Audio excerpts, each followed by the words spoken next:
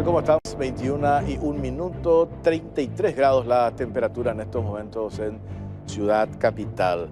Dos temas vamos a desarrollar esta noche. Arnoldo Wims, su imputación por destruir obras del Metrobús, fracaso del Metrobús por su decisión política, desapegado a las cuestiones técnicas. Eso nos confirmaba los representantes del Ministerio Público y también técnicos con quienes hemos charlado en otros espacios periodísticos y nos señalaban de que el criterio para suspender la obra del Metrobús no fue un criterio técnico, sino un criterio político.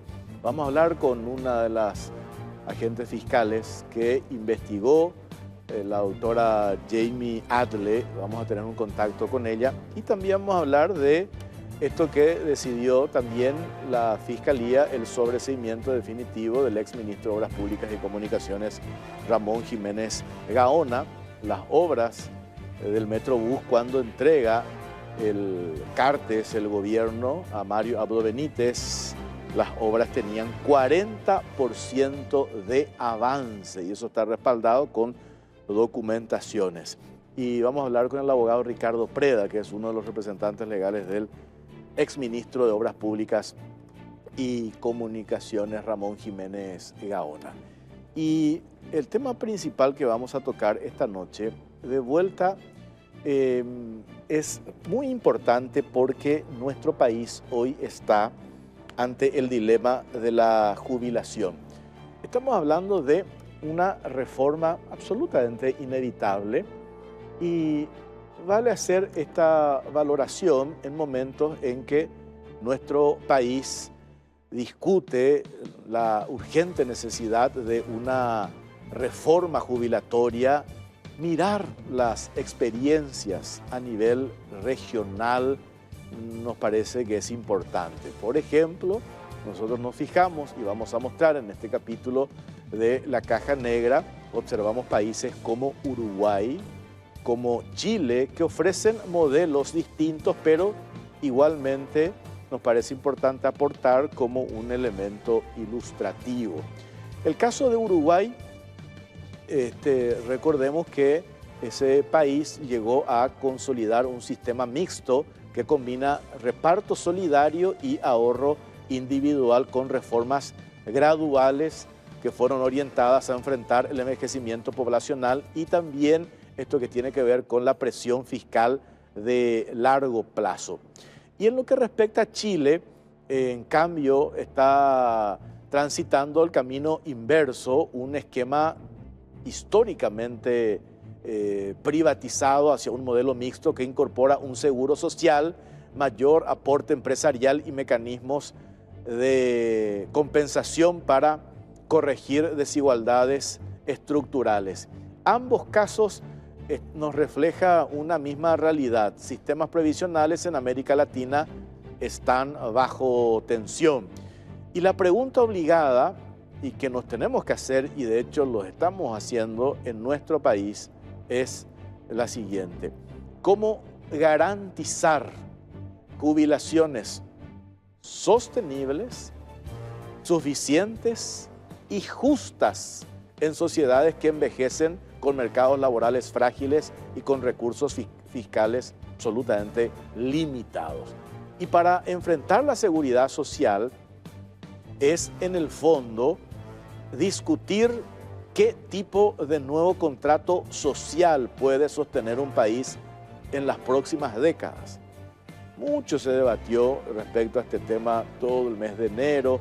Ya se remitió la propuesta por parte del Poder Ejecutivo, tuvo unas modificaciones en la Cámara de Diputados, se tuvo que haber ya tratado en la Cámara de Senadores, pero se tomó la decisión de postergar hasta el 25 de marzo para agotar las instancias del diálogo y también sugerencias y propuestas de sectores políticos sobre todo, que expresan y coinciden en la necesidad de aplicar una reforma a la caja fiscal, pero queremos saber qué proponen. ¿Cuál es la propuesta? Coincidimos en la descripción del problema, pero ¿cuál es la propuesta de los sectores políticos que tienen representación en el Parlamento? De eso vamos a hablar esta noche en la Caja Negra. y va a estar con nosotros el abogado, analista económico Víctor Pavón. Pero queremos arrancar con este informe.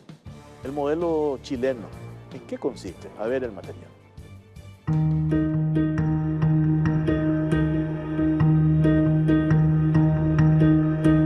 Modelo de jubilación chileno, fin del modelo puramente privado y giro hacia lo solidario. El sistema de pensiones chileno atraviesa uno de los cambios más relevantes desde su creación. Chile pasó de un modelo completamente privatizado, basado exclusivamente en cuentas individuales administradas por las AFP, hacia un régimen mixto que incorpora nuevos mecanismos de protección solidaria gestionadas por el Estado. El antiguo sistema privado fue instaurado durante la dictadura de Augusto Pinochet. Bajo ese esquema, cada trabajador debía financiar su jubilación a través de un aporte obligatorio equivalente al 10% del salario mensual, depositado en una cuenta individual administrada por las administradoras de fondos de pensiones. El monto final de la jubilación dependía casi exclusivamente del rendimiento financiero de esos aportes. Con el paso del tiempo, el sistema fue acumulando críticas crecientes. Las pensiones resultaban insuficientes para amplios sectores, especialmente mujeres y trabajadores con trayectorias laborales interrumpidas. En respuesta a esa crisis, Chile aprobó recientemente una reforma previsional integral que crea un nuevo sistema mixto. Entre sus principales cambios se incluye la creación de un seguro social previsional, el fortalecimiento de la pensión garantizada universal y la incorporación de un aporte adicional obligatorio a cargo de los empleadores. Uno de los puntos centrales es una nueva cotización empresarial, equivalente al 8,5% de la remuneración imponible de cada trabajador.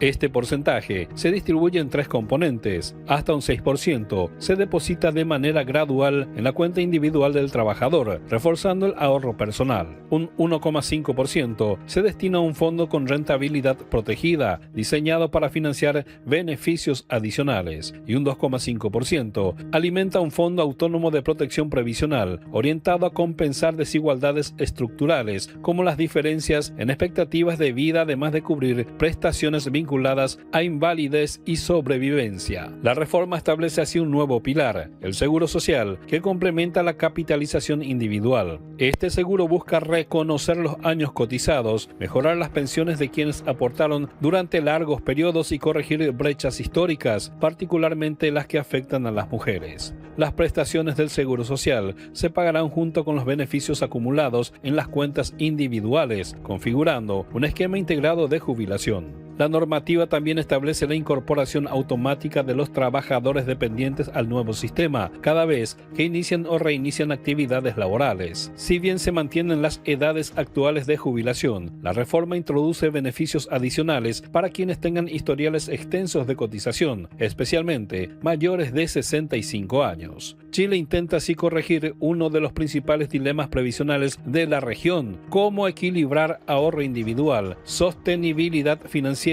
y un piso mínimo de protección social. Un giro estructural que marca el final del sistema puramente privado y abre una nueva etapa en el debate sobre jubilaciones en América Latina.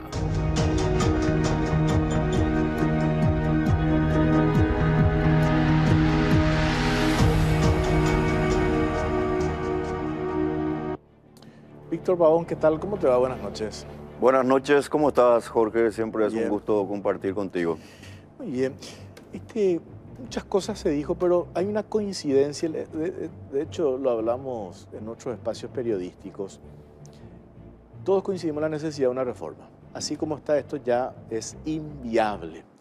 Y ahí, cuando hacemos esa valoración, ¿por qué hoy tenemos sectores que nos plantean, no sé si el término es buscar estrategias para poner trabas a esto que es urgente? Nosotros habíamos hablado con el vicepresidente de la República, con Pedro Aliana, y nos dijo, yo no sé de dónde algunos sacan de que nosotros queremos perjudicar, por ejemplo, a los sectores docentes. Al contrario, ¿qué es lo que queremos hacer? Garantizar que los que están jubilados tengan la plata y los que se van a jubilar también. Entonces, yo no sé por qué porque vos decís que ya entra el componente político en medio de esta discusión, considerando que entramos en un año electoral. Sin duda alguna, Jorge, hay un componente político que no está entendiendo lamentablemente, que esta transformación, esta reforma, el proyecto del Ejecutivo está muy bien. No hay otra manera de subsanar este inconveniente. Por supuesto, así como hemos dicho en otro espacio, Jorge, este es un primer paso para luego llevar a cabo eso que justamente en la presentación habías mencionado, que es que nosotros tenemos que pasar del sistema de reparto a un sistema de capitalización individual.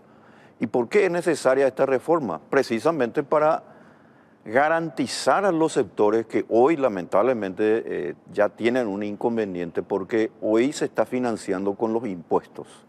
O sea, las personas que pagamos impuestos estamos financiando a un sector que lamentablemente por el sistema de reparto lo que va a conducirnos a un problema, pero de grandes quebrantos sociales. Nosotros, Jorge, si no hacemos esta reforma, por eso que yo abogo a que el Senado apruebe lo que dijo diputados, y en todo caso, si la estrategia va a ser llevarlo para junio para una sanción ficta, pues estaría mejor todavía, porque este proyecto se tiene que aprobar, porque nosotros podemos perder nuestro grado de inversión, podemos perder nuestra sostenibilidad fiscal, podemos perder la estabilidad monetaria. Y esto no es solamente una cuestión de relato, Jorge. Esta es una cuestión donde el dato hace al relato, porque ya son 380 millones de dólares el año pasado. Para este año se está previendo otra suma similar e incluso mayor. ¿De dónde sale el dinero? Pues sale, por supuesto, de la gente que paga sus impuestos. Y esto es gravísimo, Jorge, porque nos va a llevar a una situación en la que todo el país está viendo comprometido su futuro. Y no estoy hablando del futuro de acá a 5 años solamente, su futuro a corto plazo. Porque hay algunos que hablan, por ejemplo, de aumentar los impuestos, de que no quieren aportar más, de que no quieren aumentar la edad, etcétera, etcétera, lo cual es absolutamente irracional y no se compadece de los datos que tenemos hoy en día. Ese déficit, esa insostenibilidad de las cajas fiscales solamente puede ser subsanada a través de los cambios que remitió el Ejecutivo para luego hacer la otra reforma que yo denomino como de segunda generación, que es ir al sistema de capitalización individual, porque el sistema de reparto no funciona y no va a funcionar nunca por una sencilla razón.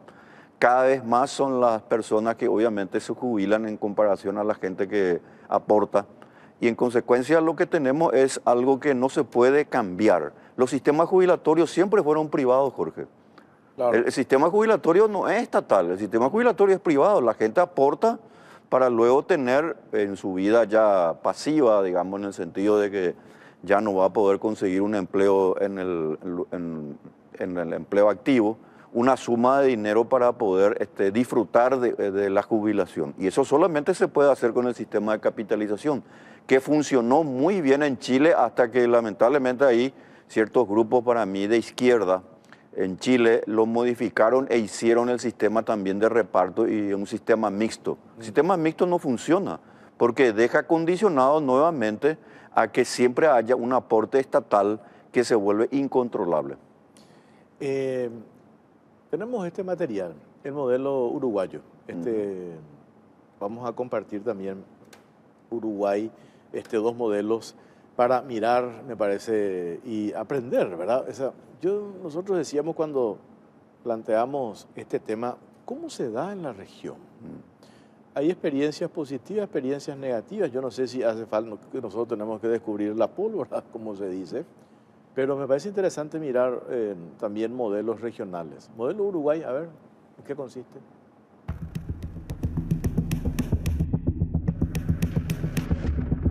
Jubilación en Uruguay, una reforma de largo plazo con costos y tensiones sociales. El sistema de seguridad social en Uruguay funciona bajo un esquema contributivo obligatorio y mixto que combina un régimen público solidario con un componente de ahorro individual, un modelo que fue reformado recientemente para enfrentar 2 desafíos centrales: el envejecimiento de la población y la presión fiscal creciente sobre el Estado. Actualmente el sistema está administrado principalmente por el Banco de Previsión Social, el BPS, y garantiza que todo trabajador que aporta durante su vida laboral accede acceda a una prestación económica al momento del retiro. Consultado por el equipo de La Caja Negra, el periodista uruguayo Ignacio Palumbo explicó que el sistema se estructura en dos pilares. El primero es el régimen solidario intergeneracional, gestionado por el Estado. Funciona bajo el principio de reparto. Los aportes de los trabajadores activos financian las jubilaciones de quienes ya se retiraron. El segundo componente es el sistema de ahorro individual, administrado por las AFAP, entidades creadas en 1996, que incorporaron la capitalización personal como complemento obligatorio al régimen público. En 2023, Uruguay aprobó una reforma clave, la Ley 20.130, impulsada durante el gobierno de Luis Lacalle Pou. A partir de esta norma comenzó a implementarse el llamado Sistema Previsional Común, que redefine las reglas de acceso a la jubilación. Entre los principales cambios, se establece que el sueldo básico jubilatorio se calcule sobre el promedio de los 20 mejores años de aportes y se fijan nuevos requisitos mínimos de edad y años de cotización. El país atraviesa ahora un periodo de transición. La aplicación plena del nuevo esquema está prevista hacia el 2033, aunque los ajustes graduales se extenderán incluso hasta el 2043. Entre los aspectos positivos, especialistas destacan la cobertura universal contributiva, la diversificación del riesgo, al combinar el reparto solidario con ahorro individual. Además, bajo ciertas condiciones, la reforma habilita la posibilidad de trabajar y cobrar jubilación en simultáneo, un cambio relevante en el mercado laboral. Sin embargo, el sistema enfrenta tensiones estructurales. Uruguay es uno de los países más envejecidos de América Latina, con una relación cada vez más estrecha entre jubilados y aportantes. Esto abre un debate de fondo: cómo sostener el sistema en el tiempo sin aumentar el déficit fiscal ni deteriorar el nivel de las prestaciones, que para amplios sectores resultan insuficientes. La reforma también genera una fuerte discusión política y social, especialmente por el aumento progresivo de la edad jubilatoria, que deja atrás el retiro fijo a los 60 años y avanza hacia un esquema escalonado según el año de nacimiento. El debate previsional en Uruguay, como en toda la región, gira en torno a una pregunta clave: ¿cómo financiar jubilaciones sostenibles en sociedades que envejecen cada vez más rápido?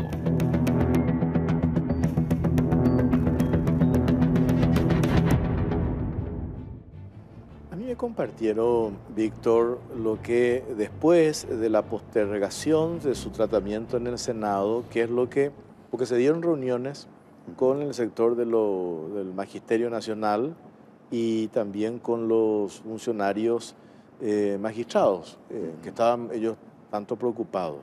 ¿Y qué es lo que me compartieron y qué me dicen? Que sobre esta línea van a apuntar las modificaciones, incluso ya realizadas en la Cámara de Diputados. ¿Puedo compartir contigo? Por favor. Dice, las modificaciones acordadas en base a las propuestas recibidas por parte de los magistrados judiciales y los docentes son: la ampliación del concepto del sector magistrados judiciales, incluyendo los miembros del Tribunal Superior de Justicia Electoral, los actuarios judiciales, los juzgados, tribunales judiciales y electorales, relatores, secretarios de la Secretaría Judicial de la Corte Suprema de Justicia, fiscales adjuntos, los relatores y asistentes fiscales del Ministerio Público, defensores adjuntos y asistentes de Defensoría del Ministerio de la Defensa Pública. De igual modo, se excluye de las derogaciones del artículo 4º del decreto Ley 23.1954. Así también, con respecto al sector del Magisterio Nacional, las modificaciones se basan en las tasas de sustitución, las cuales van desde el 75% hasta un máximo de 90%. Se aumenta de lo que vino de diputados, 70-85%. En cuanto a la jubilación extraordinaria del mismo sector, la propuesta es la de ampliar la tasa de sustitución al 75%. Así también los docentes del Magisterio Nacional, que a la fecha de promulgación de la ley en cuanto a la jubilación extraordinaria, podrán optar por jubilarse conforme a las disposiciones de la presente ley o jubilarse acreditando un mínimo de 25 años de servicio sin edad mínima. Esto es lo que aparentemente se consensuó. Volviendo a lo que nos dijo el vicepresidente, ya la propuesta del Ejecutivo se tuvo unas modificaciones en diputados. De vuelta, me parece que hasta acá es donde se puede tocar. De lo contrario, ya el margen ya va a ser prácticamente nada. O sea, Totalmente. el desangre va a seguir, va a continuar. Así mismo, Jorge. Hay que aclarar lo siguiente allí sobre este tema. Acá no se está decidiendo ni se va a hacer ninguna reforma que yo denomino de segunda generación para migrar del sistema de reparto que hoy tenemos al sistema de capitalización individual. Eso no se está discutiendo acá. Acá lo único que se está discutiendo es aumentar la edad para jubilarse y aumentar los aportes. La jubilación ordinaria, la jubilación extraordinaria. Y ver cuál de las cajas fiscales, que de luego la de policías militares, incluso también la de magisterio, realmente ya están en una situación de insolvencia. En consecuencia, lo que se hace es sencillamente modificar esos ítems: edad, aporte y jubilación ordinaria y extraordinaria. Y se le da incluso un plus a aquellas personas que, permaneciendo a más de 60 años, incluso puedan jubilarse con mayores cantidad de dinero. Pero acá no se está hablando todavía del cambio del sistema jubilatorio. Eso hay que aclarar, Jorge, especialmente para mucha gente que lamentablemente viene asusando con la idea de que acá esto se pretende privatizar. De hecho, no se está hablando de la capitalización individual, que te felicito porque en tu programa lo estás tocando, porque ese es el tema real aquí que tenemos que nosotros ya ir hablando. Pero insisto, en el proyecto de ley del Ejecutivo no se habla de cambiar el sistema de reparto al de capitalización individual. Es un proceso todavía que está en discusión. Totalmente. Ahí para más adelante, pero no debería pasar, Jorge, de un año para llevar a cabo. Claro. ¿Qué nos dijo el viceministro de Economía, Felipe González Soley? Yo le decía, pongamos números, un poco para entender. Si nosotros no hacemos esta reforma este año, el desangre del Estado llegaría a 800 millones de dólares. 800 millones de dólares. El senador Silvio Beto Velar nos decía también el otro día, es prácticamente el presupuesto del Ministerio de Obras Públicas y Comunicaciones. Así mismo. En 2 años va a ser el presupuesto del Ministerio de Salud. Entonces, y si hacemos esta reforma así como está, el desangre va a ser 300, no va a ser 0.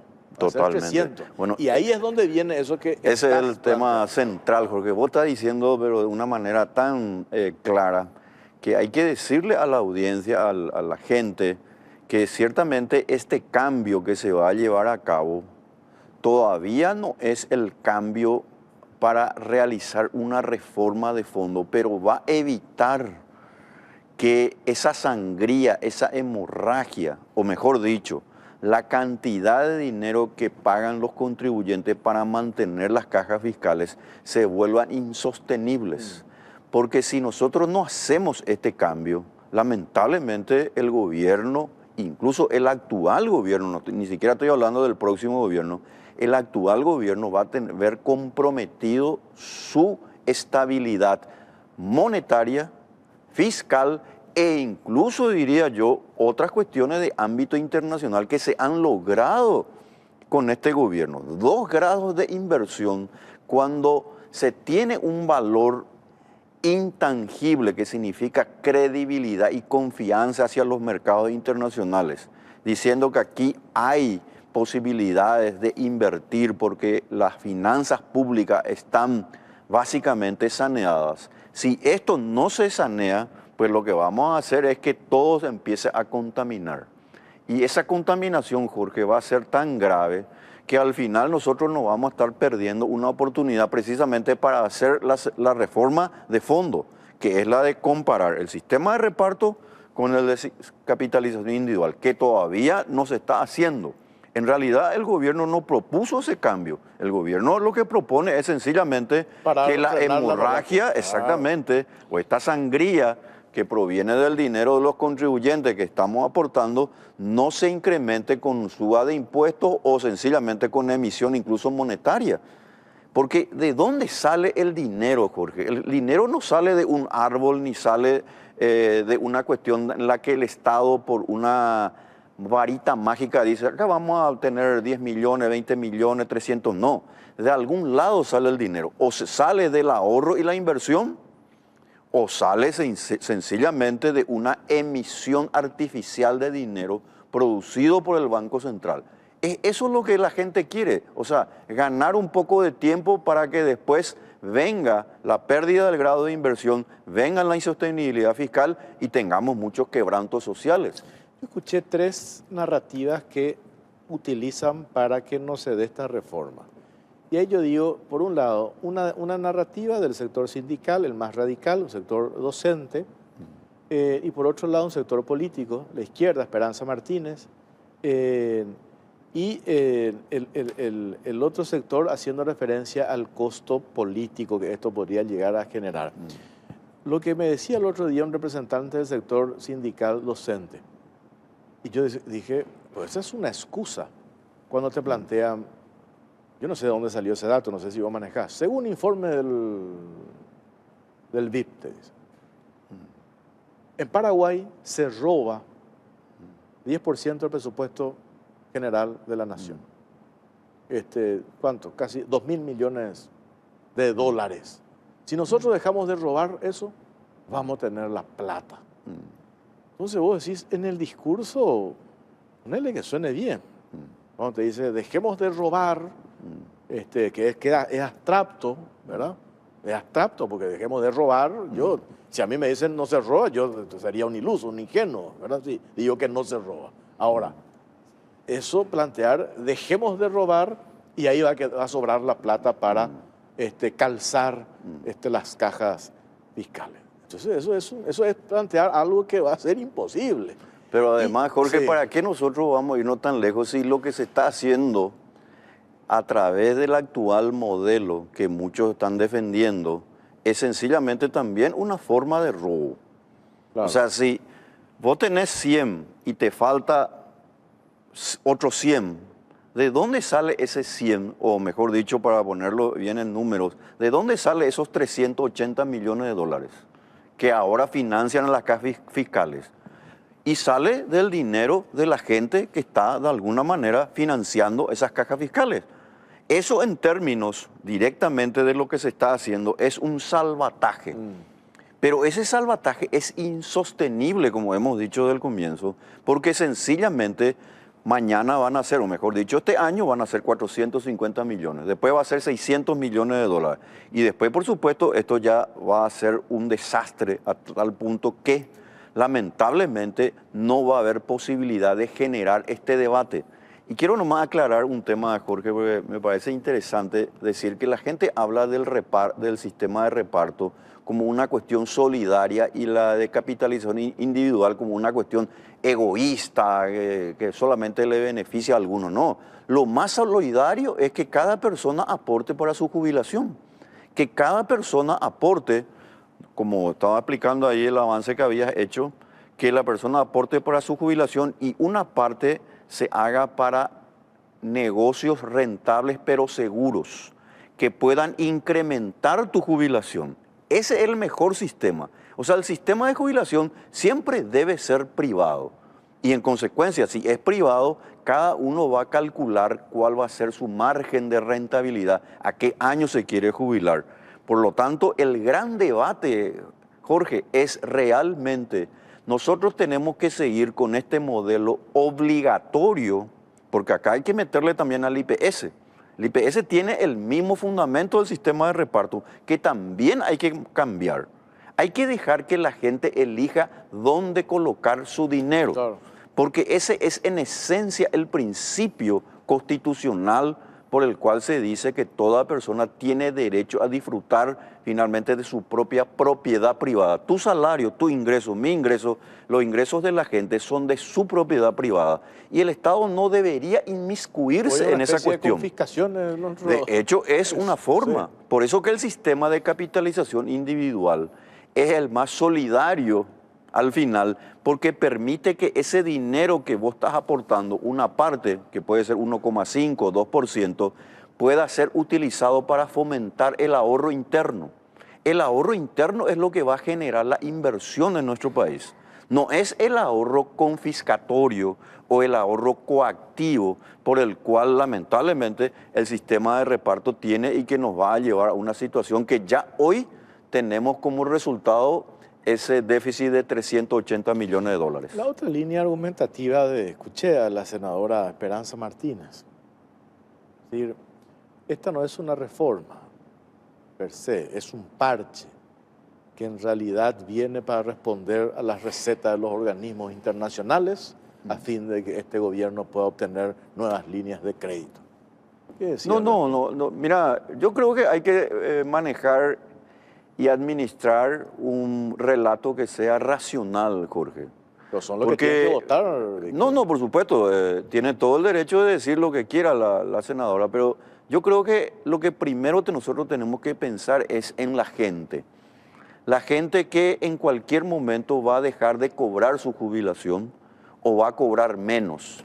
Y si cobra la jubilación así como está, le va a tener que, de hecho, sacar a unos, especialmente a los más pobres, porque esa es la realidad del tema. Yo no sé cómo un político puede hablar de seguir solventando un sistema en donde en realidad se le perjudica a los más pobres para darle a las personas que tienen hoy día jubilación. Porque el 75%, casi el 80% de la población económicamente activa en el Paraguay no tiene jubilación. Cuando se hizo la reforma que envió, por supuesto, hace poco, el año pasado, recuerdo, el Ejecutivo, para de alguna manera permitir que las MIPYMES, las pequeñas y medianas empresas, puedan ingresar al sector formal, lo cual hizo que haya más aportantes. Ese fue también otro inicio para que este sector de la informalidad ingrese al sector formal. Pero nada es y nada se hace de la noche a la mañana, es un proceso. Y el proceso se tiene que hacer de acuerdo a lo que dicta la razón económica y sobre todo la justicia. No es de justicia que un grupo de personas minoritarias en cantidad puedan ser solventadas por la inmensa cantidad de personas que ni tan siquiera tienen jubilación. Lo otro, es una excusa lo de la caja parlamentaria, que ahora ya se hicieron las modificaciones. ¿Y cuál era la discusión de fondo? Hablando mal y pronto, que el Estado no aporte. Y eso creo que quedó fuera, eso lo repitió hasta el hartazgo el senador, el presidente del Congreso, Basilio H. Núñez. Dijo, eso ya no, eso vamos a suprimir, terminó.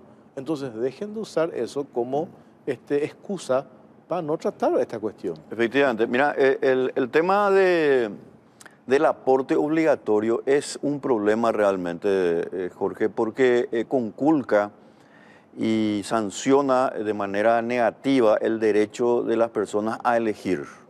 Nadie debería estar obligado a hacer algo sin su previo consentimiento. Ese es un principio que se da en toda actividad humana que se precie, por supuesto, de ser pacífica y de promover el intercambio voluntario. Y en consecuencia, ningún aporte estatal debería darse ni a la caja parlamentaria ni a las cajas fiscales, porque sencillamente estaríamos estableciendo un principio que es contrario al espíritu y a la letra misma de la Constitución Nacional, que es el principio de la igualdad ante la ley. Todos somos iguales ante la ley. No debería haber ningún grupo privilegiado en una u otra manera. Todas las personas deben ser iguales ante la ley. Por lo tanto, el que quiera jubilarse aporta el dinero y por supuesto se hace el cálculo respectivo, pero lo que no puede ser es que una persona aportando 10 años como máximo, como está ocurriendo ahora, tenga una jubilación por más de 25 años. La pregunta es muy sencilla, ¿de dónde sale el dinero para que esa persona siga de alguna manera recibiendo ese aporte? Pues sale del aporte, lamentablemente, de otras personas que ni tan siquiera van a tener jubilación y son las personas que realmente se debaten el día a día para llevar el pan a sus hogares. Representantes del sector docente me decían la semana pasada, Víctor, hay una franja de docentes que ya están jubilados. Ellos están recontra hiper a favor de esta reforma. ¿Por qué? Porque ellos quieren seguir percibiendo su jubilación. Si no se hace la reforma, se corre el riesgo de que ellos sigan cobrando.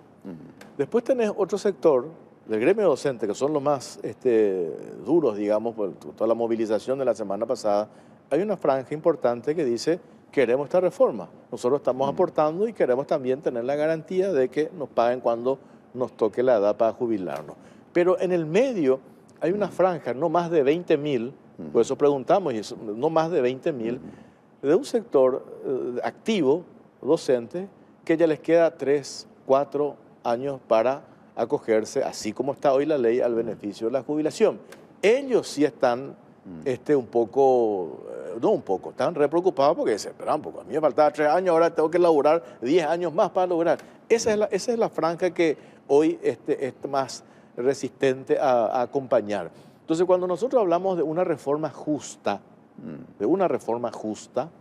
y necesaria, va a haber un sector que se va a tener que ajustar los cinturones. Por supuesto, y ese sector que vos estás mencionando, Jorge, por supuesto que tiene toda la razón en estar preocupada. Yo no puedo negar que eso le va a ocurrir a cualquier persona, porque ve que de alguna manera va a haber un cambio que le va a producir un inconveniente. Pero ocurre que nosotros no podemos mirar solamente el árbol, tenemos que mirar el bosque, tenemos que mirar todo el sistema. Por eso es que el sistema de reparto es injusto en sí mismo. El sistema de reparto es insostenible en el largo plazo. Por eso Uruguay tuvo que hacer ese cambio, justamente por eso presentaste ahí en el informe, porque Uruguay siempre tuvo un sistema mixto. Era lo mejor que había en Latinoamérica. Pero después tuvo que emigrar porque sencillamente el sistema de reparto hace que la cantidad de jubilados sea tan grande en relación a los aportantes, porque cada vez hay, por supuesto, también menos crecimiento poblacional. Y nosotros vamos a eso. Y Paraguay se está yendo a eso, claro. Y en consecuencia hay que resolverlo. ¿Y cómo hay que resolverlo? Resolverlo de una manera desde las finanzas sanas. Las finanzas sanas significa que cada persona aporta para su jubilación, y un porcentaje de ese aporte, que como por ejemplo se da en otros países, que puede ser el 10% del salario, pero 1,5 a 2% máximo se da para inversiones. Inversiones que por supuesto tienen que ser decididas por las personas que aportan.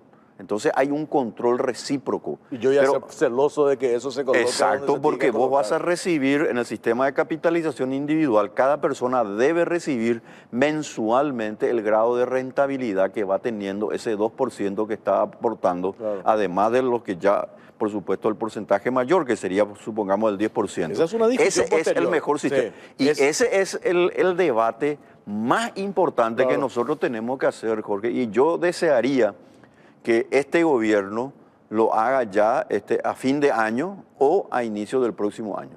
Cerramos con esto. La semana pasada hablamos con el exministro de Hacienda, César Barreto. Y yo le dije: usted fue ministro, ¿por qué no plantearon reforma? Me dice: ¿cómo no? Lo hemos planteado.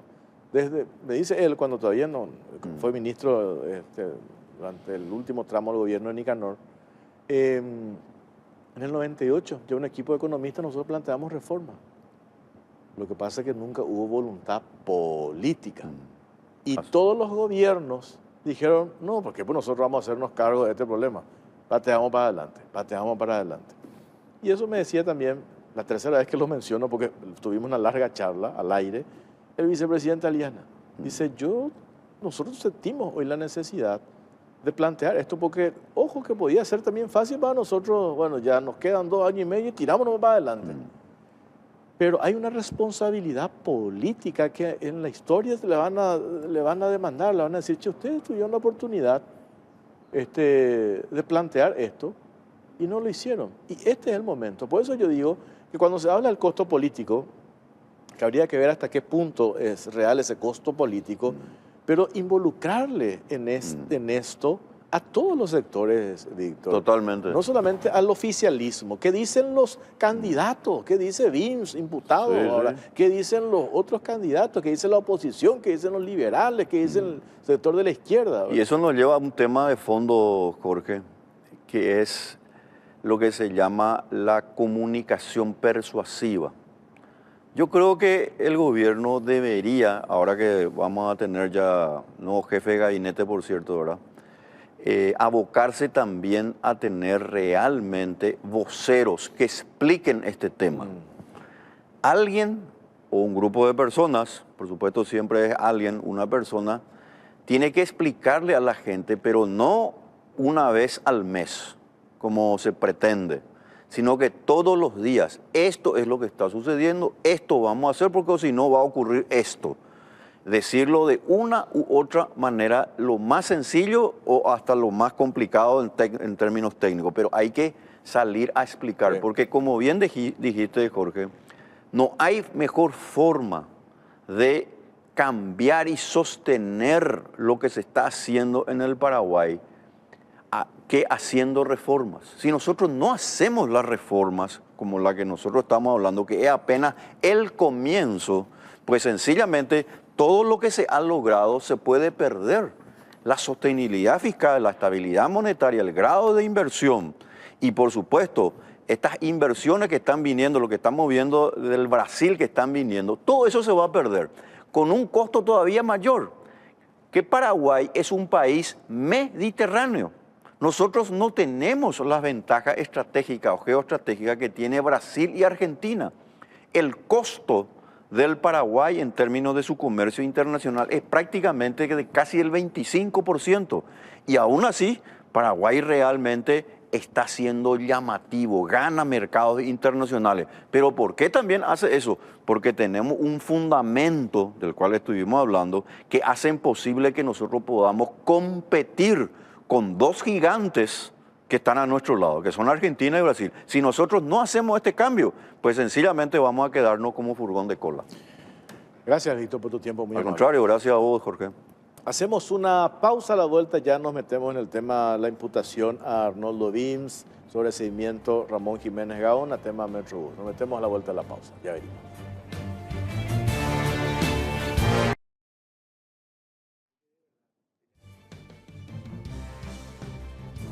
Para tener un equilibrio ideal y un buen funcionamiento del organismo, ahora tenés a mano Mielaxan, el laxante que con una sola toma de sus cápsulas blandas no daña la mucosa gástrica y con acción comprobada. Mielaxan limpia y depura el organismo. Para tener un cuerpo saludable, comenzar con tu interior. Mielaxan, el laxante que funciona y el equilibrio volverá a tu cuerpo. Es de Laboratorios Galeno. Y Broncogalén jarabe alivia todos los síntomas de la tos. Broncogalén es también fluidificante y expectorante. Eso es Broncogalén jarabe, todo lo natural en un solo producto y un solo producto para toda la familia. Además, no tiene azúcar. Atendé bien, amba y eucalipto, miel y limón, orecopa y té. Broncogalén paraguayo y té, natural té. Es de Laboratorios Galeno. Y llegado a una cierta edad, los huesos frágiles son un problema. Por eso, Osteogalén Calcio más vitamina D ayuda a recuperar la falta de calcio y hace que tus huesos sean más fuertes. Osteogalén hace que tu vida vuelva a la normalidad. Arnoldo Wims fue imputado por destruir obras del Metrobús. Veamos el material.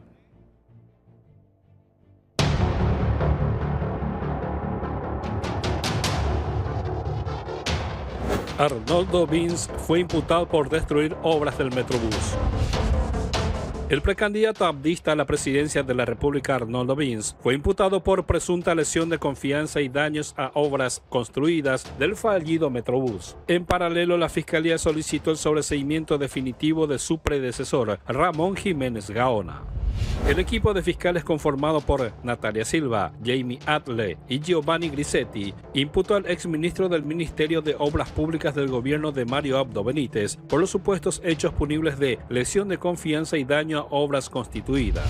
Para las obras del Metrobús intervinieron como ministros del MOPC Efraín Alegre, agosto 2008 a junio de 2011, Cecilio Pérez Bordón, junio 2011-junio 2012, Enrique Salim Busarquis, junio 2012, agosto 2013, Ramón Jiménez Gaona, agosto 2013 a agosto de 2018 y finalmente Arnoldo Wims. El punto de quiebre de la fallida obra fue el 23 de octubre de 2018, cuando Wims firmó un acta de entendimiento con la constructora Mota-Engil, con lo cual suspendió las obras de los tramos 2 y 3 del proyecto y habilitó la ejecución de trabajos ajenos al contrato original. Para el Ministerio Público, ese acto marcó el inicio formal del proceso que culminó con la destrucción física de obras ya construidas. El segundo hito se produjo el 1 de abril de 2020. Según la Fiscalía, Arnoldo Vince ordenó la destrucción parcial de las estaciones construidas en el tramo 3 del Corredor Central, sobre la ruta PI-02 Mariscal Estigarribia, entre San Lorenzo y Fernando de la Mora. La demolición se extendió hasta mayo de ese año. El daño económico atribuido a esa decisión asciende a 6.924 millones de guaraníes, correspondientes a estaciones que ya habían sido pagadas por el Estado y que fueron eliminadas durante su administración. A esto se suma un segundo perjuicio estimado de 8.030 millones de guaraníes por pagos realizados a la empresa contratista en el marco del acta de entendimiento, imputados a fondos destinados originalmente a contingencias.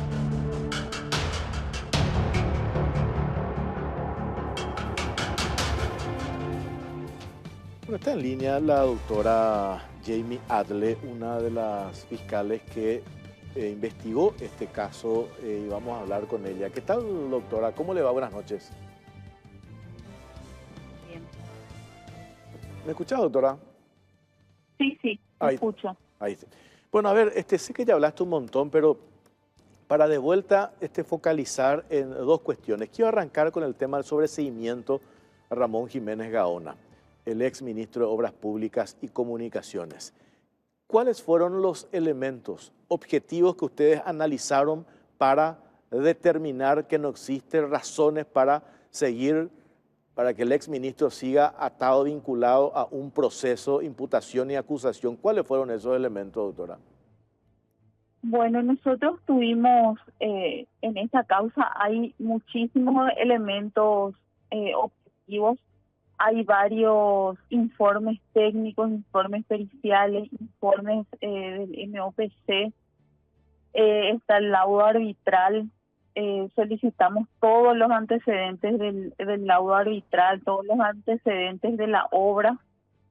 Y bueno, se concluyó que el señor Jiménez Gaona dejó la obra el 15 de agosto del 2018 con contrato vigente, pólizas y garantías vigentes, financiación suficiente para la continuidad de la obra, según los informes periciales y el laudo arbitral. Mota aún tenía, frente y los otros informes que tenemos, Mota aún tenía frentes de trabajo disponibles al momento en que él dejó la administración para continuar con la obra. Y asimismo se realizó una pericia contable y tenemos otros informes más, entre ellos el informe remitido justamente por el interventor de la obra, el señor Sixto Morínigo, que señala que durante su periodo de administración no hubo obras pagadas sin certificación de la firma fiscalizadora TIPSA. Es decir, se pagó por todas las obras que fueron construidas y todas esas obras antes del pago fueron fiscalizadas por la empresa fiscalizadora TIPSA y por el supervisor de obras. Finalmente su administración también fue, ¿cómo le voy a decir? Su administración también cuenta con la aprobación de todas ellas por el Tribunal de Cuentas. Y bueno, entonces se determinó que durante su administración no hubo perjuicio patrimonial. Por esa razón se pagó por las obras efectivamente construidas y fiscalizadas. Ahora, doctora, me preguntaban esta mañana en la radio, ¿qué es lo que cambió? Porque en el caso de Ramón Jiménez Gaona se llegó incluso a la acusación. ¿Qué es lo que cambió? ¿Qué es lo que en su momento allí el Ministerio Público tuvo en cuenta para sostener la acusación? ¿Y qué es lo que ustedes ahora encontraron, recibieron documentación, descubrieron? ¿Qué cambió para que se plantee el sobreseimiento definitivo? Sí, nosotros, este equipo de trabajo ya se conformó para intervenir recién en la audiencia preliminar. Había, como usted dice, una acusación y con posterioridad a la acusación se presentó de forma electrónica en el expediente un informe pericial que, si bien es cierto, se ofreció en la acusación. Ese informe pericial estuvo recién después de la acusación, se ofreció también como prueba y se incluyó dentro de la causa electrónicamente. Ese informe contable señala lo mismo que le había mencionado, que se pagó por 180.000 millones aproximadamente de obras efectivamente construidas y fiscalizadas. De esta porción, creo que aproximadamente 119.000 millones pagó el señor Jiménez Gaona y el resto pagó el señor Vince hasta el año 2019. Okay. Bueno, y como sabemos, la lesión de confianza, su principal requisito es que exista un perjuicio patrimonial, su principal elemento objetivo. Bueno, nosotros ratificamos la acusación y la defensa plantea algunos incidentes que contestamos y por último ofrece en formato digital una cantidad de aproximadamente 5.000 archivos que nosotros teníamos que en ese momento contestar si eran o no pertinentes y si estábamos de acuerdo o no para su admisión. Como el volumen era mucho como para contestar en ese mismo momento, entonces el juez, y porque él también debía analizar con posterioridad a nuestra contestación eso, y la audiencia preliminar estaba fijada para 2 o 3 días, entonces se cortó ahí la audiencia preliminar y quedó para el día siguiente. Toda esa tarde, noche e inclusive madrugada del día siguiente estuvimos viendo y revisando. No pudimos revisar todo, pero había gran cantidad de documentación que no estaba en el cuaderno de investigación fiscal, que se solicitó durante la investigación y notamos que no se remitió una parte, pero no se remitió todo. Y entonces también notamos que ellos tenían una gran cantidad de documentaciones del laudo arbitral, del proceso arbitral en sí, y en el cuaderno de investigación fiscal no se tenían los antecedentes del proceso arbitral, todas las pruebas que se ofrecieron, todas las pericias que se realizaron, todas las declaraciones. Entonces eso nos obligó a parar y como la audiencia preliminar también, nosotros ahí también se revisa la acusación, entonces por eso solicitamos el sobreseimiento provisional para poder profundizar y incorporar esas pruebas al cuaderno de investigación fiscal, solicitar más informes sobre esas pruebas y que nos remitan otras. Pues así que durante este tiempo recabamos toda esa información, como le dije, recabamos información de la Contraloría, de la Procuraduría, de la DNCP y otros informes más, obviamente del Ministerio de Obras Públicas. Y bueno, con todo este cúmulo a través de nueva información que recibimos, notamos que no se pudo determinar el perjuicio patrimonial. Cuando hoy escucho... Entonces, sí, a mí me interesa mucho que la gente, porque se habla mucho de ambos requerimientos, tanto del sobreseimiento definitivo como de la imputación. Pero yo noto en todo esto de que hablan periodistas, abogados, particulares, nadie leyó los requerimientos. Claro. Si ustedes leen el requerimiento en extenso, se van a dar cuenta de que punto por punto hay elementos sobre cada punto, sobre cada afirmación que realiza la Fiscalía, tanto del sobreseimiento definitivo como de la imputación. Lastimosamente, la gente no se toma ese tiempo, notamos nosotros como equipo de trabajo que nadie se tomó ese tiempo de hacer esa lectura exhaustiva o una lectura de eso como para poder dar su opinión. Así es, así tal cual. Incluso llegué a decir de que ustedes, este equipo fiscal, dejó de lado toda la investigación que había hecho su colega Estefanía González, si no me equivoco, la que había Sí, llevado al estadio de la acusación, se dejó de lado. A juzgar ahora por lo que usted está diciendo, al contrario, se hace una especie de complemento cuando se accede a toda la documentación que en su momento su colega, que había así mismo es. planteado la imputación y posterior acusación, no tenía todos esos elementos sobre la mesa. Recién No, no, no. posterior se da. Sí, así mismo es. Nosotros tenemos que tomar en cuenta que esta causa se inició en el año 2018 y durante este tiempo, hasta la imputación y la acusación, se solicitaban informes, le llegaban informes, pero no le llegaban informes completos. Recién en la audiencia preliminar nosotros encontramos una gran cantidad de documentos que presentó la defensa del señor Jiménez Gaona, que nosotros teníamos que obviamente formalizar, saber de dónde ellos sacaron toda esa documentación. Tuvimos que solicitarle a la Procuraduría que nos consiga todos los antecedentes del proceso arbitral.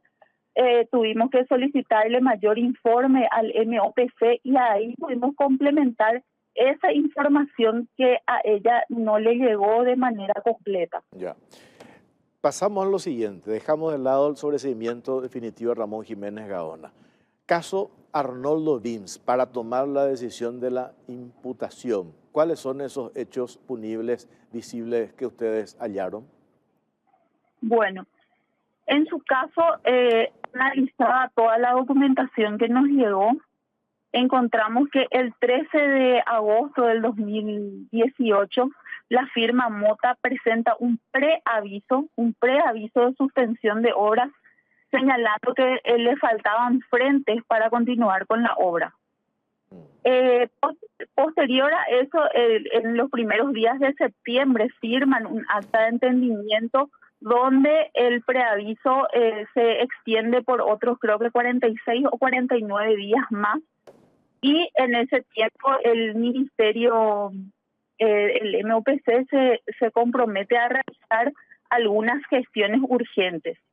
En medio de esto también el señor Mario Ferreiro le envía una nota al MOPC de fecha 20 de agosto del 2018, donde le dice que la municipalidad quiere que se continúe con las obras, es necesaria para la ciudadanía y que está en condiciones ya de otorgar los permisos, y le envía un anexo donde le solicita algunas cuestiones a ajustar. Esta nota es contestada por el señor Vims el 3 de septiembre del 2018 y palabras más, palabras menos, le dice que espera que la municipalidad ya no ponga tantas trabas para la construcción del Metrobús, y le dice que todo lo que le envía otro anexo contestando punto por punto ese anexo que le había enviado la municipalidad de Asunción. Nosotros le preguntamos a la municipalidad de Asunción qué más hubo después de eso. Y la municipalidad nos contesta que esa fue la última comunicación que tuvieron respecto al Metrobús entre la municipalidad de Asunción y el MOPC. Bueno, siguiendo con la cronología de hechos, tenemos que el 20 de octubre del 2018 el señor Vims y un equipo del Ministerio de Obras Públicas se presenta ese video que todos conocemos, que si vemos desde el inicio, ese video dura 11 minutos y fue presentado por la firma Mota, presentado por Paraguay en el proceso arbitral. Y dice el señor Vims, empieza diciendo que no hay causales para abandonar la obra, que se cumplieron con todos los compromisos y que Mota no podía abandonar la obra, no podía suspender la obra, no podía abandonar la zona de obra.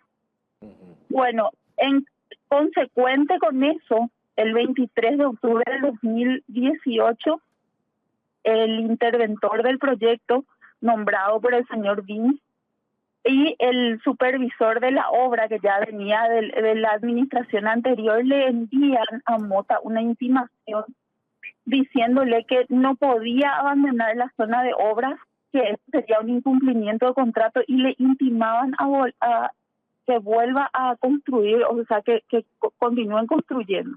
Ese mismo 23 de octubre se firma el acta de entendimiento. En el acta de entendimiento las partes acuerdan, dice, es decir, el Ministerio de Obras Públicas y la firma Mota acuerdan la suspensión de las obras y el Ministerio de Obras Públicas le solicita y Mota acepta la realización de obras para rehabilitar la vía. ¿Qué pasa? Estas obras para rehabilitar la vía eran obras que no estaban previstas en el contrato 100, que es el contrato de construcción del Metrobús. Los informes que tenemos de la firma Conexix dice que al realizar estas obras estaba saliendo de lo que es la obra del Metrobús, se estaban realizando obras mínimas para la rehabilitación de la vía, con lo que se inició la destrucción de las obras ya construidas hasta ese momento, por un lado. Y por otro lado, se pagaron 8.030 millones, un poco más, por estas obras, sin la certificación de la firma fiscalizadora que era TIPSA. Acá no se le imputó al señor Vince por la suscripción del acta de entendimiento. Él fue imputado por la construcción de obras no contempladas en el contrato y además no contaba con el aval de la firma fiscalizadora.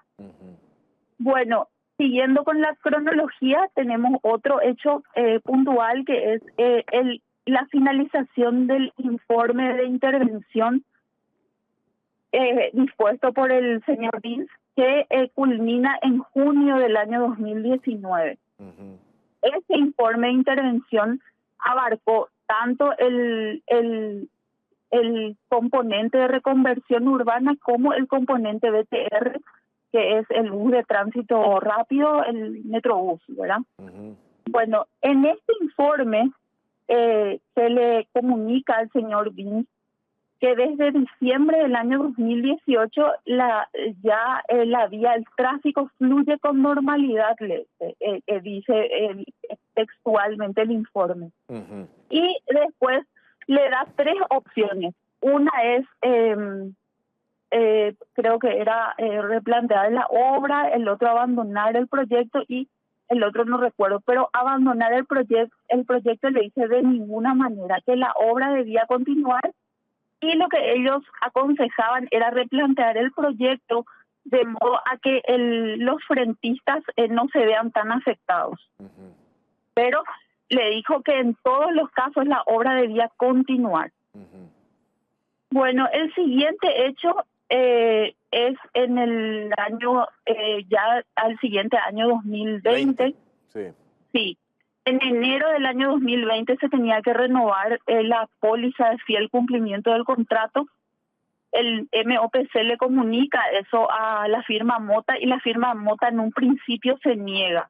Entonces el MOPC le dice que si ellos se niegan será un incumplimiento de contrato. Entonces el 14 o el 16, no recuerdo muy bien, de febrero, Mota le comunica al MOPC que bueno, que están dispuestos a renovar la garantía de fiel cumplimiento. Ya no se le contesta esa nota por parte del MOPC y el 26 se rescinde el contrato. El contrato fue rescindido no por la inviabilidad de la obra, sino porque Mota incumplió el contrato al no renovar la garantía de cumplimiento. Pero el señor Vince no está imputado por eso porque él rescindió el contrato por la falta de cumplimiento de la garantía. Bueno, después de esto, ya en plena pandemia, el señor Vince le envía una nota a la Procuraduría General de la República y le solicita su parecer jurídico para demoler las 6 estaciones del Metrobús y una 7ª que estaba inconclusa.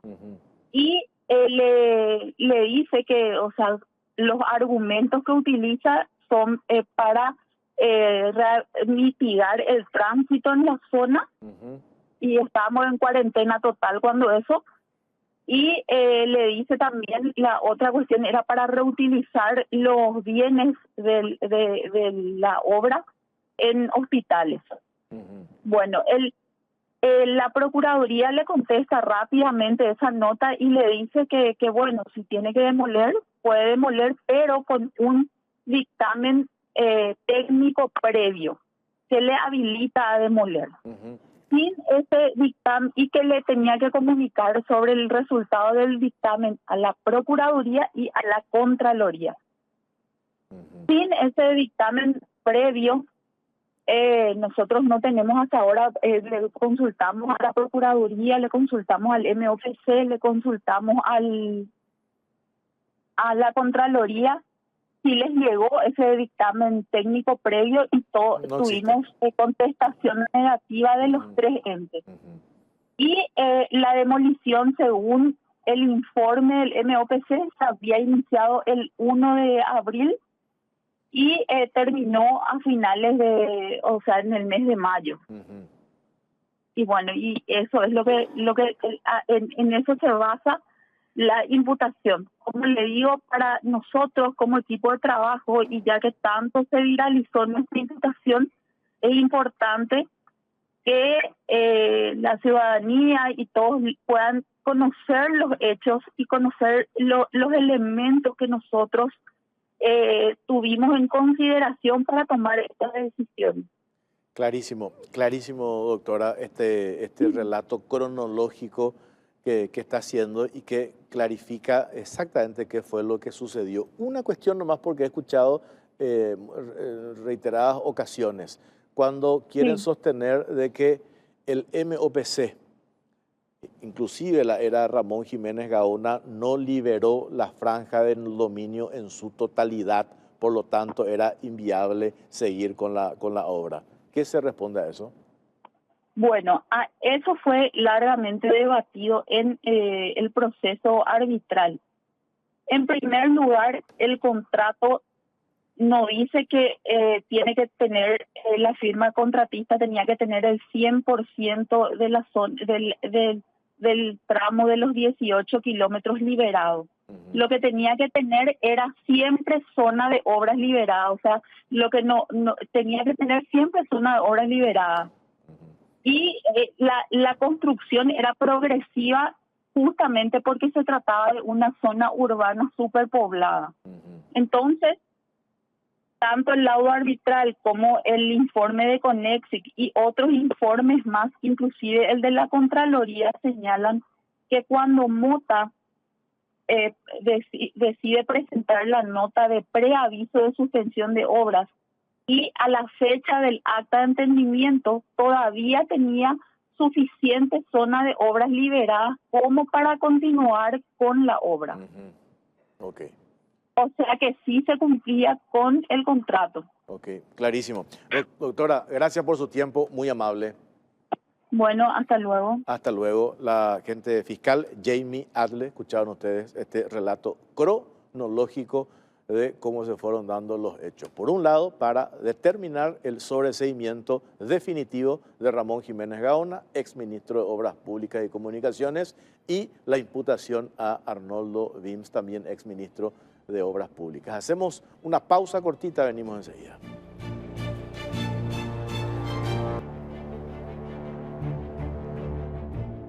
Este verano Bueno Bank te invita a jugar con el equipo con el que siempre ganás. Pagá con Bueno y disfrutar reintegros que vuelven a vos. Más beneficios, más ahorro y más ventajas para tu día a día. Sumate hoy a Bueno Bank y ganá en cada compra. Y hace 40 años que acompañamos historias, no solo vendemos autos, abrimos caminos, apoyamos cambios, impulsamos proyectos. La grandeza no se mide en números, sino en personas. En Garden hacemos grande a nuestra gente. Garden, 40 años, te hace grande. Y aprovecha las mejores ofertas en aires acondicionados, con instalación gratis en cuotas desde 179.000, con los mejores precios del país y garantía hasta 3 años. Además, comprando participás de la promoción Bristol te lleva al Mundial. Bristol, la mejor casa de electrodomésticos del país. Y tu pasión y apostala te llevan a la Copa. Con tus apuestas deportivas desde 30.000 guaraníes, viaja en vuelo charter para alentar a Paraguay. Apostala, sponsor oficial del Albirroja. Y agradezco a Gilardini por el traje que tengo esta noche. Se arrugó acá mi.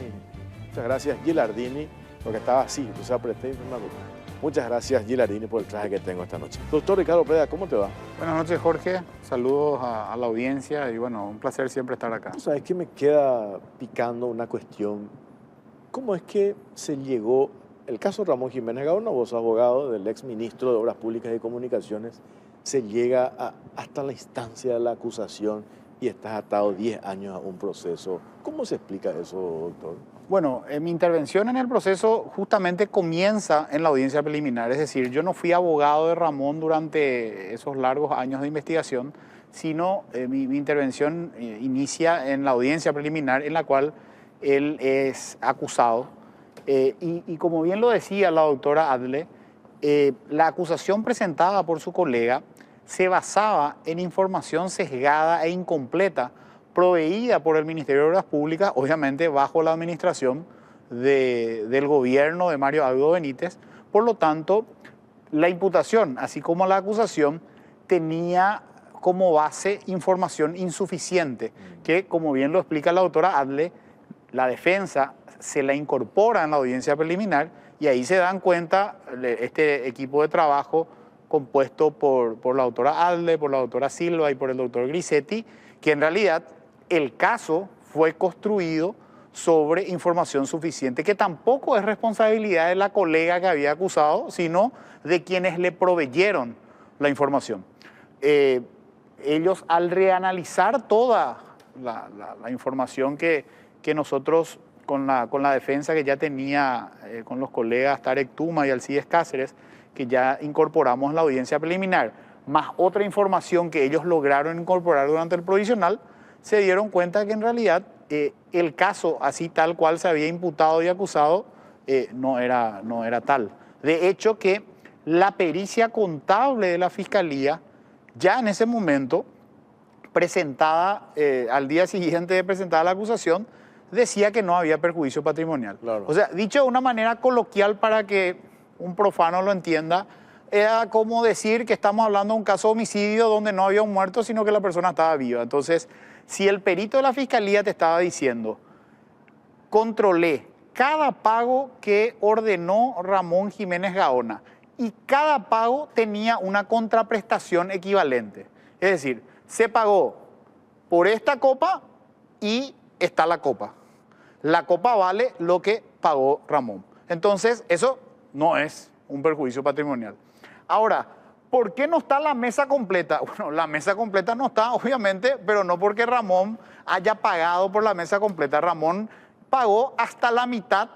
180 en total se pagó, Sí. 119 pagó Ramón, 70 y piquito pagó BIMS, Claro. dice la doctora. Claro, pero igual, el pago de los 180 de la suma de ambos tampoco era completo el proyecto. O sea, el proyecto avanzó hasta un 40% más o menos. Entonces, no es que uno dice, bueno, pero el Metrobús no está. Y claro que no va a estar si no se pagó luego el 100%, o sea, no se ejecutó luego el 100% del proyecto. Distinto hubiera sido que se pagase todo y que realmente el Metrobús no estaba. El Metrobús no está no porque se haya pagado todo y no se haya completado, sino porque hasta donde se avanzó se pagó correctamente y después vino una decisión política posterior de decir esto no se hace, como bien lo explicó la doctora Adle, y que no solamente, y acá ya no hay una cuestión que obviamente desde un punto de vista del derecho penal ellos tienen que sostener el perjuicio patrimonial de lo pagado versus lo obtenido por el Estado.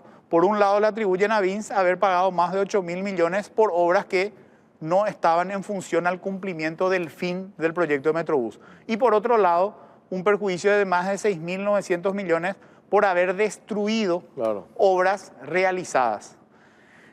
Yo creo que esto es algo inédito en mi experiencia en el campo penal, tanto en mi época como funcionario del Ministerio Público como abogado en el sector privado. Dos cuestiones inéditas. Por un lado, la imputación o la acusación a alguien que no cometió daño patrimonial y pero lo otro por sobre todo, todos los casos de lesión de confianza en nuestro país se desarrolló sobre la base de pagos que no tenían una contraprestación equivalente. Nunca había un caso donde alguien haya destruido ya una obra realizada. O sea, realmente esto es inédito y creo que tiene que ser un mensaje importante para todos los gobiernos que vengan de aquí en adelante.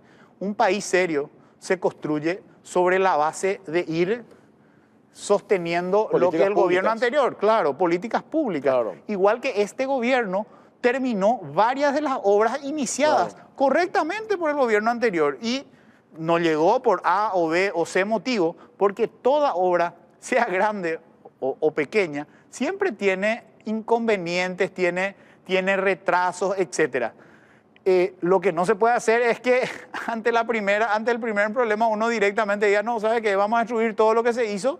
Este gobierno heredó hospitales con un nivel de construcción del 17%, 20% y los terminó sin haber dicho esto es un perjuicio patrimonial porque no se terminó durante la gestión anterior. Ahí tenés el hospital hemato-oncológico, claro, del IPS. Bueno, en ese caso sí que no.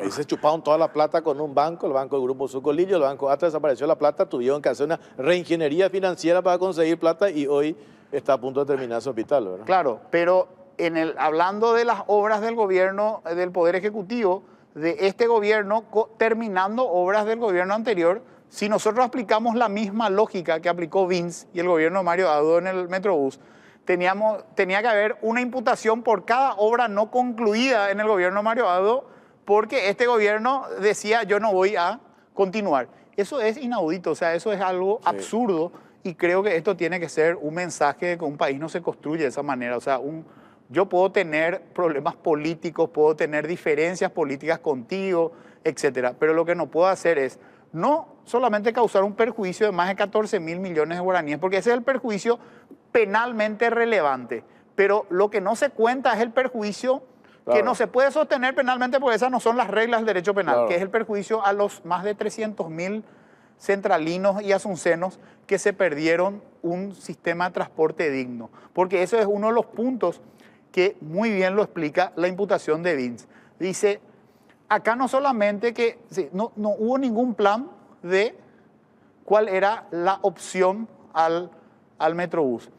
Y lo peor de todo, que él termina siendo imputado con la evidencia más importante de su imputación, es un informe practicado por un interventor puesto por él.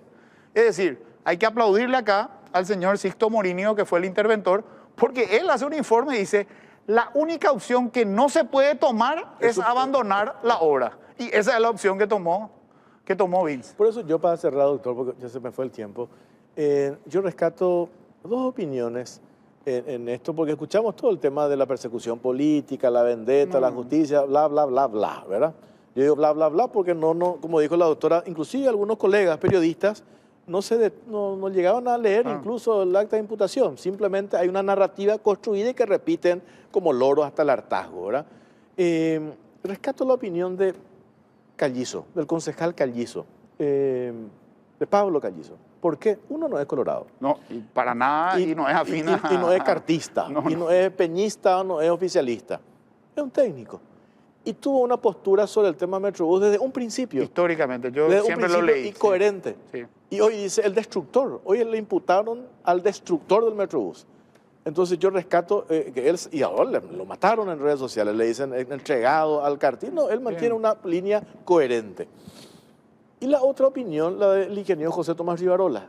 ¿Quién entiende mejor el proyecto Metrobús que el ingeniero José Tomás Rivarola? Y él hace una cronología, dice, ¿dónde arranca todo esto? Y desde el punto de partida, con Lugo, se siguió con Federico Franco, se avanzó con Cartes y viene el gobierno Amarito y mandó al carajo.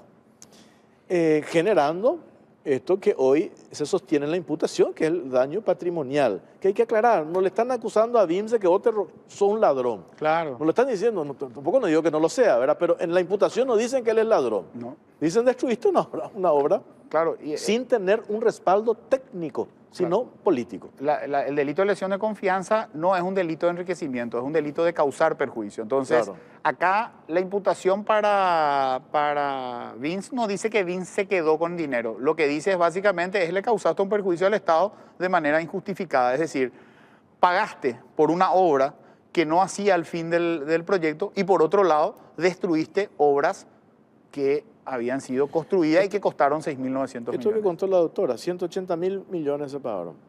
119 pagó la administración de Jiménez Gaona, 70.000 BIMS.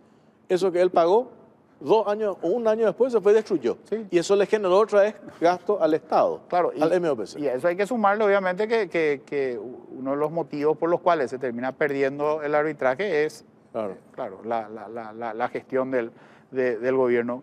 Creo que hubiese sido óptimo que este equipo de trabajo hubiese principiado esta investigación, porque acá sí se hubiera llegado al fondo de la cuestión, porque honestamente creo que Vince no es el único responsable de todo esto, pero bueno, el transcurso del tiempo conspira contra el esclarecimiento de los hechos, y eso obviamente no es atribuible a este equipo de trabajo que heredó el caso ya muchos años después de iniciar la investigación. Y acá no hay que olvidar también a Motangil. O sea, Motangil también tiene una alta cuota de responsabilidad y se aprovechó de la coyuntura política para quitar una ventaja, cobrar y no terminar la obra. Doctor, gracias por su tiempo, muy amable. Las órdenes. Nos vamos, gracias por acompañarnos. Buenas noches.